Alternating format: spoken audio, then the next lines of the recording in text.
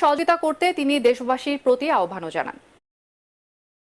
সম্পদের ক্ষতি করা থেকে বিরত থাকতে ছাত্র জনতা সহ দেশবাসীর প্রতি আহ্বান জানান সেনাপ্রধান। আমি সমস্ত রাজনৈতিক দলের নেতৃবৃন্দকে এখানে আমন্ত্রণ করেছিলাম, ওনারা এখানে এসেছেন। আমরা একটা সুন্দর আলোচনা করেছি। সেখানে আমরা সিদ্ধান্ত নিয়েছি যে একটা ইন্টারিম গভর্নমেন্ট আমরা ফর্ম করব এবং ইন্টারিম গভর্নমেন্টের মাধ্যমে এদেশের সমস্ত কার্যকলাপ চলবে। আমরা এখন মহামান্য রাষ্ট্রপতির কাছে যাব যে এই ইন্টারিম গভর্নমেন্ট ফর্মের ব্যাপারে ওনার সাথে আলোচনা করে আমরা একটা ইন্টারিম গভর্নমেন্ট ফর্ম করে দেশ পরিচালনা করব। আমি আপনাদের কথা দিচ্ছি, সমস্ত হত্যা, সমস্ত অন্যায়ের বিচার আমরা করব। আপনারা সেনাবাহিনীর প্রতি আস্থা রাখেন, সশস্ত্র বাহিনীর প্রতি আস্থা রাখেন।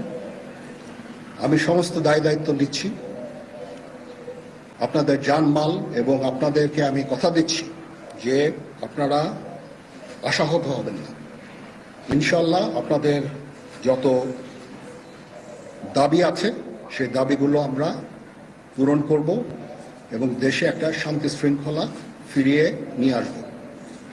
আপনারা আমার সাথে সহযোগিতা করেন। দয়া করে আর এই ভাঙচুর, হত্যা, মারামারি, সংঘর্ষ এগুলো থেকে বিরত হন। আমি নিশ্চিত যে আপনারা যদি আমার কথা মতো চলেন, আমাদের সাথে যদি একসাথে যদি কাজ করি আমরা, নিঃসন্দেহে আমরা একটা সুন্দর পরিণতির দিকে আমরা অগ্রসর হতে পারব। আপনারা দয়া করে আমাকে সাহায্য করেন। মারামারি করে এই সংঘাতের মাধ্যমে আমরা আর কিছু অ্যাচিভ করতে পারবো না, আর কিছু আমরা। প্রধানমন্ত্রীর পদ থেকে পদত্যাগ করে বিদেশে চলে গেছেন শেখ হাসিনা। আবারও বলছি, ছাত্র জনতার নজিরবিহীন আন্দোলনে শেখ হাসিনা পদত্যাগ করে দেশ ছেড়েছেন।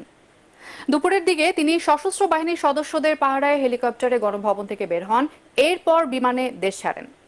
এই খবর ছড়িয়ে পড়ার পর থেকেই ঢাকায় রাস্তায় নেমে আসেন লাখো ছাত্র জনতা। হাজার হাজার মানুষ ঢুকে পড়েন গণভবনে, বিজয় উল্লাস করছেন তারা। 1 ঘন্টার মধ্যে রাজধানীর বড় প্রায় সব সড়ক জনসমুদ্রে পরিণত হয়। সবাই ছুটতে থাকেন শাহবাগের দিকে। বিকেল 3টার মধ্যে Shahbag, Bangla motor, press club সহ আশপাশের কয়েক কিলোমিটার এলাকায় ছড়িয়ে পড়ে জনতার ঢেউ। বাঁধ ভাঙা উল্লাস করতে থাকে মানুষ। প্রধানমন্ত্রীর কার্যালয়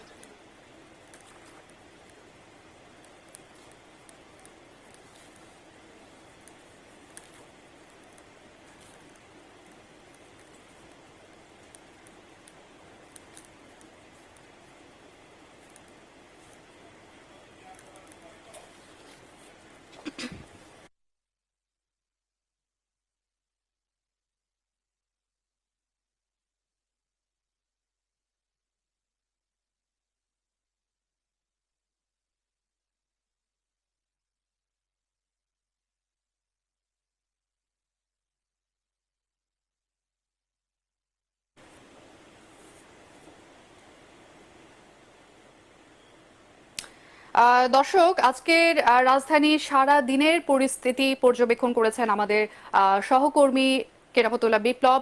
এই মুহূর্তে তিনি আমাদের সাথে স্টুডিওতে উপস্থিত আছেন এবং সারাদিনের পরিস্থিতির পর্যবেক্ষণের খবর তার মুখ থেকে শুনব। ধন্যবাদ। আসলে বলবার মতো পরিস্থিতি আজকে কিন্তু নেই, কারণ হচ্ছে আজকে যারা এই কয়দিন ধরে আন্দোলন করেছিলেন তারা সবাই আজকে রাস্তায় নেমে এসছেন। আমি যখন এই স্টুডিওতে ঢুকি তার মাত্র 10 মিনিট আগে কিন্তু রাস্তায় ছিলাম। আমরা দেখেছি আমাদের অফিসের অবস্থান হচ্ছে কারওয়ান বাজারে। কারওয়ান বাজার থেকে শুরু করে এদিকে যদি বলেন আপনি শাহবাগ, আর ওদিকে যদি বলেন আপনি মিরপুর, পুরো রাস্তায় আমার মনে হয় যে কয়েক লাখ মানুষ ছুটে চলেছেন এবং সবার মুখে মুখে নানা ধরনের আনন্দ উল্লাস। কেউ বলছেন ভঙ্গি, মানুষের যে উচ্ছ্বাস কিংবা ক্রোধ যেটাকেই বলি, সেটা একটা বিস্ফোরণ কিন্তু রাস্তায় হয়েছে।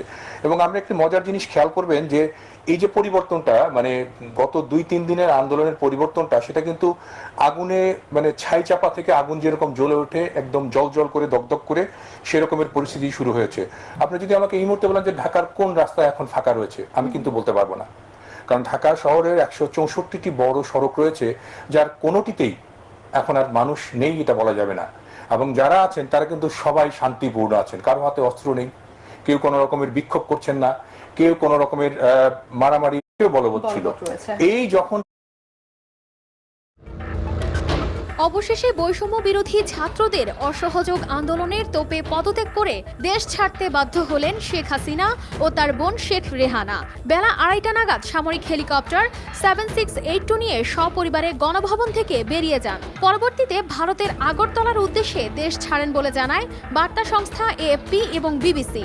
সূত্র জানায়, দেশ ছাড়ার আগে হাসিনা একটি ভাষণ রেকর্ড করে যেতে চেয়েছিলেন, কিন্তু সেই সুযোগ তিনি পাননি। এছাড়া সোমবার বিকেল 4টা নাগাদ সেনাপ্রধান জেনারেল ওয়াকারুজ্জামান প্রধানমন্ত্রীর পদত্যাগের বিষয়টি সংবাদ মাধ্যমে দ্য ব্রিফিংয়ে নিশ্চিত করেন। আমরা একটা সুন্দর আলোচনা করেছি, সেখানে আমরা সিদ্ধান্ত নিয়েছি যে একটা ইন্টারিম গভর্নমেন্ট আমরা ফর্ম করব এবং ইন্টারিম গভর্নমেন্টের মাধ্যমে এদেশের সমস্ত কার্যকলাপ চলবে।